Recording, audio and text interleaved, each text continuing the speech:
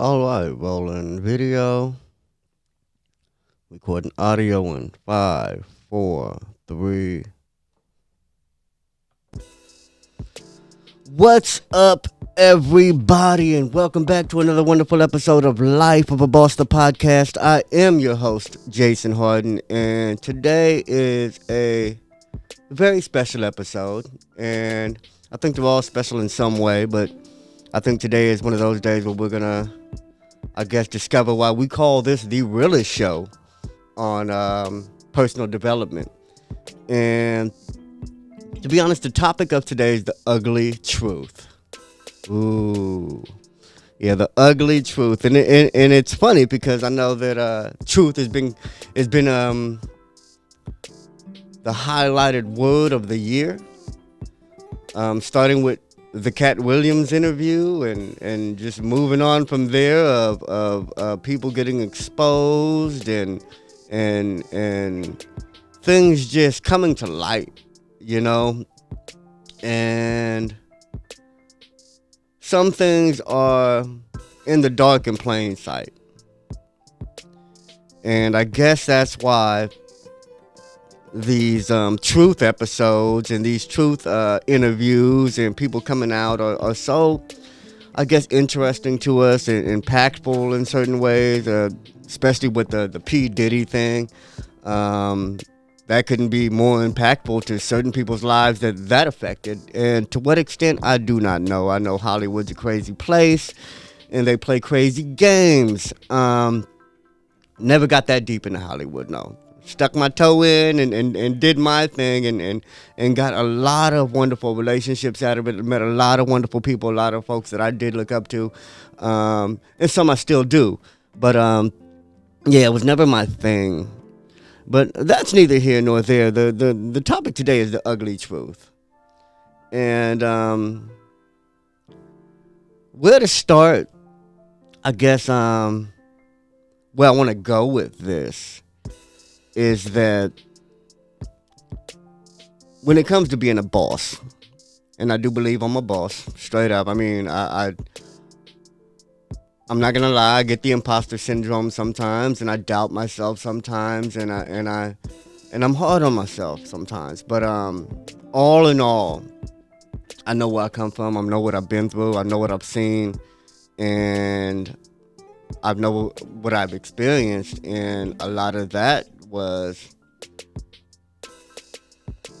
hell in a way. A lot of that was dysfunctional, toxic, whatever you want to call, a hard or difficult upbringing or childhood, and just life in general. You can call it generational curses were in my family, abuse, drugs, poverty, educational barriers, language barriers. There's a lot of obstacles that I was just automatically born into, and when you come from a background like that and look at everything that I see, like literally see in this room right now, I can't help but to think I'm successful. I can't throw a pity party for me. I can't say I still don't have this or still don't have that. I'm looking around and I see things manifested for my creativity, for my involvement with the community, for my love for people and for my wife, and I just see success. I see what I would only fantasize about when I was young. I lived the life literally that I fantasized about when I was young, and it's sad sometimes to think I didn't want much, or that this is my no window office. I got a window, but it looks into the office. It looks into another part of the office, so I got a block. So it's not like a no window office, but it is like a no window office. And I know some people say they made it from this, and this is what I say I made it too. So everybody's degree of definition, degree of success is different, and it's supposed to be. it is supposed to be. You are always supposed to create and live your definition of success. I mean, that is the underlying rule of Life of a Boss, the podcast, is to create and live your own definition of success, and to want that. And that's really what I think anybody would listen to this for. You know, if you're not trying to get there, and there is your definition of there, whatever joy, whatever financial status, whatever relationship status, whatever career status, whatever you want, like, this is only to help you get there and to develop the mindset, to develop the attitude, to develop the grit, the resilience, and whatever else you need to get there. And it's through, to wrap it all up, personal development. And I keep saying that now, and I'm going somewhere with all of this. With all of this, we're going to get back to the topic of the ugly truth. But I'm going there to say that everything we discuss on here is for people to create and live their own definition of success. And it is absolutely 1,000% possible for any of you listening. Or for any of you that ain't listening. For the people out there that are totally oblivious to this podcast, don't know me, don't know nothing else. I mean, it is totally 1,000% possible for all of you to create and live your own definition of success. Most of you will try to create and live other people's definition of success, and that's why we have this podcast. But being an individual is very important, and it ties back into our topic of the ugly truth.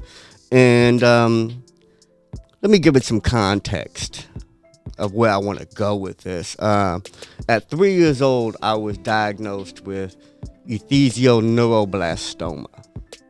Now, esthesioneuroblastoma is a tumor in the nasal cavity. It's right behind my eye, right on it was just sitting on top of the upper plate of my mouth, you know. And then as a baby, I was told my eye bulged out to like here, you know. And I went through everything regarding cancer at a very young age. The doctor said I wouldn't live past 3 years old, and this is at 6 months old. So it was quite an interesting introduction to life, because I did live past 3. As you can see, I'm here, and but the thing was, like, all of that trauma and drama and pain and chemotherapy and Ronald McDonald House and hospitals, and it's like it all happened before my first memory. Everything that I know about my cancer in regards to what happened and the effects of it and all that other stuff happened. Well, most of it happened before I could even remember anything. And honestly, the only health-related issues I would have from the cancer anytime after that was maybe some headaches. And to be honest, that was pretty much it. It didn't limit me in any other way. So I thought. Like I said, we gonna circle back to what the fuck I'm here to say today. But yeah, so the bulk of the whole battle with cancer, all of that, the physical effects of it, the health-wise effects of it, I did not feel or have no memory of, really. Which is another reason why I'd never let cancer, or haven't had cancer, or ever limit me from doing anything. I never looked at that as, oh, I can't do this, I can't do that, or I got to think about my cancer. And I never thought like that. I don't even think anybody should think that way. I hope people don't. If you are battling something, I especially cancer or anything health related, I hope you don't. Yeah, I hope you still see the value in you, your time, your life here. Yeah, and I hope, like I said, you. Yeah, well, I digress. But anyway, yeah, so I didn't let it limit me. So regardless if you went through it or not, I don't know how lucky I was to not experience it, to not experience or remember the experience of chemotherapy and all that. The pain, the sickness. I was a baby. I don't know. I'm glad I lived through it. I can say that I am glad I'm here. It's not something that I regret doing. Beating cancer is not something I regret doing. So, just all those thoughts. I like to get it out there, because where I'm going with this is real and relevant, and it's really why I think this show was so incredible in so many ways, because it's a unique perspective that can help so many who think their experiences are unique, and their combination of cards that they were dealt with are just like incurable hands or unwinnable hands. You know what I'm saying? And I don't want anybody to think they have an unwinnable hand. And that's really where I'm about to go with this episode. So anyway, that being said, the health effects of cancer didn't really fuck with me. Like I said, I was not a sick child. I was not like one of those kids, with the bald head sitting in the wheelchair. And I've had friends like that, and it's so crazy because I've been to the cancer camps, and there were just amazing experiences where the hospital in San Mateo, San Francisco area, they would just have the children's hospital up there. They would have events, and they would have all the cancer patients and their siblings and everybody just involved in any event they did, like summer camps and Christmas parties, and I would see some of these kids, and some looked totally fine, some had limbs missing, some were in wheelchairs, some had the bald head, the pale skin and the blanket all the time. I mean, it was everything, the whole spectrum. You had me, you know what I'm saying, looking like me, and my ethnicity and every ethnicity, from white, black, Asian. So cancer was very non-picky at who it fucked with. And so I met all these kids, and some of these kids were, I know they were all going through serious cases. Some didn't make it. My mom used to tell me stories about a mother she knew whose child was going through cancer at the same time, and he didn't make it, and she killed herself, and so I've grown up around and very close to a lot of these stories. But I wanted to say, like, some of these kids I went to camp would be on, like, the Today Show or Good Morning America, Good Morning Bay Area, and my doctor would be too, because, like, these were like I don't know how renowned my doctor was, but he was very renowned, and he did his job for, I don't know, like 60 years. I don't know how long he was a doctor. He was a doctor until he died. And Dr. Wilbur, Dr. Jordan Wilbur, man, I love you forever, and I appreciate you, and I hope your family sees this and knows how much of a difference you made in my life and the life of so many. Like, so many. But that being said, I went through all the effects of cancer before I could feel before, when I wasn't going through the health related parts of it, like I saw all these other kids going through, and like I said, they were on TV and doing interviews on news shows because of their condition. Like, they were the quote unquote cancer patients that you see on TV. So it was real for some of them. For me, it was not like that. Maybe as a baby, I could have been on there, but what kind of interview I could have gotten from me as a baby. But what I'm saying is, like, I never felt the physical strains of cancer. Never. But one thing cancer did that I felt forever to this very day, and even when I forget to feel it, something reminds me. And that was, it scarred me for life. Like, it made me look how I look. And this is the ugly truth. You know what I'm saying? And it's, since it scarred me, that scar was the only thing I had to deal with. looking like this is the only thing about cancer I ever had to deal with, except for the brain tumor I had a few years ago. Now that's totally different story. Don't even know that's some freak shit, if ever, in my life. But then again, my life just, a lot of freak things happen. You know, a lot of just out the blue, way out, just I can't explain it. Shit just happens, and looking like this is one of them. And I only wanted to do an episode about this, and calling it the ugly truth, is because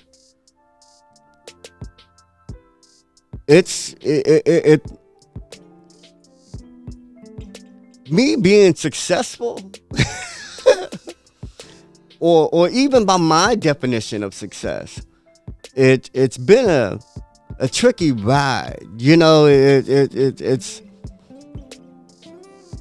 I don't know if this if you guys can imagine, but my life gets thrown twists and curveballs that I don't think just anybody goes through. I don't think just everybody just deals with the thing I go through. I think certain people do, and I hope you're watching. If you are disabled, disfigured, anything like that, or just different, you know, physically, or with a handicap or something, I hope you're listening. I hope you're listening. And not even just you. If you think something's wrong with you, because there is no difference from something being wrong with your ass and you thinking something's wrong with you. And I say that because I know a lot of people, women and men, who you wouldn't think ain't nothing wrong with them. And even if you knew them and their history and their childhood, you still wouldn't think there's nothing wrong with them. But they walk around with shit wrong with them, or feeling like there's shit wrong with them. I mean, I'm pretty sure. Have you ever met a beautiful woman with no self-esteem or no confidence? I have. Have you met people who come from great homes and great upbringings, and they're just not happy, just not together, upset, mean, or angry? You know, I have. You know what I'm saying? So the crazy thing is that the ugly truth being is that you don't have to be ugly to feel ugly. You know what I'm saying? That's half of what I want to talk about. Because that just covers that whatever I'm talking about for folks that have disfigurements, have disabilities, have issues, for every one of those people that can get some value out of this, the people who think you're okay and got something wrong with your ass, or the people that look okay and got something wrong with you, you can hear this too. And that's usually all of us, because all of us have something we're dealing with. It's such a universal thing. And I want people to understand that, because I want people to understand that they're no different from each other. A beautiful woman is no different from an ugly woman. You know what I'm saying? Seriously, there's no difference in chemistry and all of that. What's different is how they feel inside. Because the ugly woman can feel great and she have no problems, and the beautiful woman can feel like shit, or she has, like, her eye is too big, or her breasts are too small, or whatever the fuck. She can have just an issue with some part of her body that makes her live a very unhappy life compared to the ugly woman. And I'm using these terms loosely because, to be honest, beauty is in the eye of the beholder. But society has a collective definition of beautiful, a collective definition of fine, a collective definition of attractive. And that's the reason why we're doing this show, because there's a collective definition of success. And I don't want anybody listening, I don't want anybody, period, to fall for the collective definition of success. And I don't want anybody to fall for the collective definition of beautiful, or fine, or attractive. Because we get caught up in that. And I'm saying that because I'm living through the quote-unquote unattractive perspective. But it's funny because I don't always feel that way. You know what? I don't always feel ugly. And I say I don't always because sometimes I feel ugly as fuck. Because I get self-conscious. I'm talking to people and sometimes like I'm super aware. I'm super aware of how I look, my mouth, my eyes. And like I said, I got a lot of issues. The cancer didn't just like subside and went into remission and just left this indentation in my skull. It took my hearing. I have hearing issues. Like anything above a certain frequency, anything like certain voices, like you really have to get my attention because I am so like lost in my thought. Like it takes a lot. I'm not paying attention to people, first of all. But second of all, like if I'm not thinking about you, I really can't hear you. If you're not in my peripheral of what I'm imagining right now, like I can't even hear you. You know, and not my sense of smell. I don't have a sense of smell. I'm blind in my right eye, legally blind in my right eye. So the tumor has left those scars. The cancer has left those damages. And like I said, to me, since they don't hurt, I don't feel them all the time. Like being ugly doesn't hurt me. You know what I'm saying? And to be honest, I don't even have to look at me. I don't know why I like to look at me so much. And that might be because I'm blind in one eye and I don't see depth perception that well and I look fine to me because I'm gonna tell you another secret. See, this whole episode is me being vulnerable because I think this is the only way to reach those hiding under that rock of superficiality, hiding under those of materialism, hiding under shit to cover how they feel. And we all have to get up from under that shit to grow. We want to grow upward, not downward. You know, we want to grow. We want to be positive. And to be successful by any means, to me, means you have to be happy. I don't want you to think success is money, get that and be miserable and hateful and upset and hurt and alone and sad, you know, because that can happen. You can sure enough be a millionaire, sad, tired, broke, sick, alone. That's not success. If you had a $50,000 a year job and you're happy and you're great and your family's smiling and bills are paid and you got a reliable car and you go on trips every now and then that you can really ball out on and then everything is great, that's success. If you are happy, if that's success to you. And whoever's not happy has the right to change what that is. But I think if we don't come to terms with who we are, and if we're always afraid to be ourselves or look at ourselves for who we are or what we are, and own that shit, whatever it is, good or bad, and own that shit, we'll never be happy. We'll never be successful. We'll never be content. We'll always have that splinter.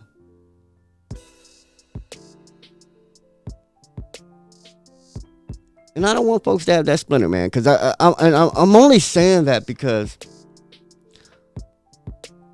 like, I've let it get the best of me. I've also didn't. And that's what I'm going to tell you. I was lucky enough to not know that I was ugly until I was 13. And I say that because it was a devastating day. Devastating day. When I realized that my face looked like this. I didn't always. Can you imagine looking like this, but not always knowing you look like this until you were 13? Can you imagine being 13 and finding a fucking pimple on your face? Let alone finding half your face gone. And like I said, it could have been the depth perception. I can't see out this eye. And it could have been so many factors. But I'm going to tell you the one thing that fucked all of that illusion up with me. When I thought I was just an everyday kid. And I'm going to tell you, even going back before that, I heard the word ugly a million times, even as a kid. But as a kid, I didn't think. I mean, a lot of people call a lot of people ugly. It's an insult. Because when anybody want to say it, it's an insult. Hey, ugly and all that, Like, other people said it to other people, so I didn't even look at myself like I was being singled out for being ugly. I never saw it like that. But when I was 13, it hit me like, oh, fuck, I'm ugly.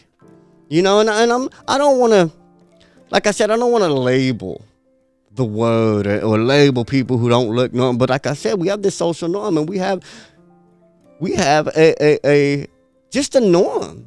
If you got one leg, you gotta know that you got one leg. And own that shit. And that's all I'm saying is like, I had to own it this day.